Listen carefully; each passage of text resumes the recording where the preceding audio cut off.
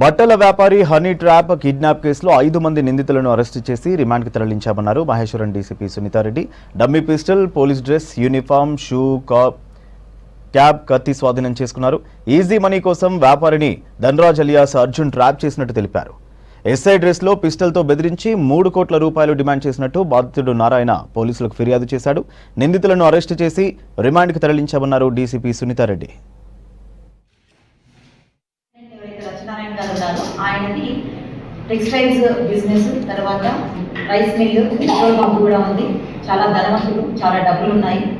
ఇందులో ఉన్నటువంటి main accused Dhanraj అనే అతను ఆల్రెడీ ఒక క్రిమినల్ బ్యాక్గ్రౌండ్ అనేది ఉంది. అతని యొక్క హిస్టరీ చూసినట్లయితే ఆల్రెడీ ఎంబీబీఎస్ డిస్కంటిన్యూడ్ 3 years చేసిన తర్వాత డిస్కంటిన్యూ అయ్యి, సో ఆర్థిక ఇబ్బందులు ఉండడం వల్ల ఎలా అయినా సరే ఇంకా డబ్బు సంపాదించాలని చెప్పి డబ్బు ఉన్నటువంటి అదే ఇబ్రహీంపట్నం ప్లేస్కి సంబంధించినటువంటి రచనారాయణని గుర్తించేసి ఆ నారాయణని పిలిపించేసి ఎలా అయినా డబ్బు సంపాదించాలి, ఎక్స్ట్రాక్షన్ చేయాలి, కిడ్నాప్ చేయాలని ఒక పథకం ప్రకారం అతను ఏం చేశాడంటే కొన్ని బాండ్ పేపర్స్ ఆల్రెడీ కంప్లైంట్ పేరు మీద ఒక 4 bond papers 100 rupees non judicial bond papers తీసుకోవడం జరిగింది.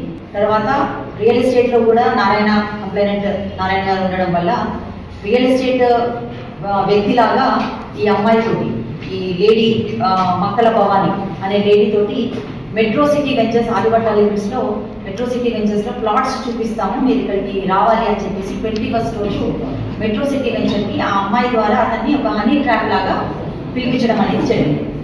మన మెట్రో సిటీ దగ్గర గుడికాడకి రమ్మని చెప్పి ఫోన్ చేసి ఒక లేడీ, ఒక ఆయన ఎస్ఐ డ్రెస్సులు ఉన్నాడు, ఒక 4 సివిల్ డ్రెస్సులు ఉన్నారు. చక్కగా తీసుకుపోయి కాళ్ళ కూర్చుని పెట్టి మాస్క్ వేసేసాను నిండా.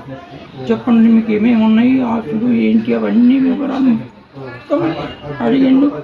అంటే నీకు ఏం కావాలో చెప్తారంటే 100 పేపర్ మీద రెవెన్యూ స్టాంప్ ఖాళీ అన్ని వైట్ పేపర్ మీద రెవెన్యూ స్టాంప్ పెట్టి సంతకాలు తీసుకొని ఆ పైసలు తీసుకురామని 1 కోటి రూపాయలు రాపించుకున్నాడు. ఒక వారం రోజులు తీసుకొచ్చి ఆ పలానా నంబర్కి అని చెప్పి పోయి మీ అల్లుని దగ్గర పోయి తీసుకురాబోని చెప్పి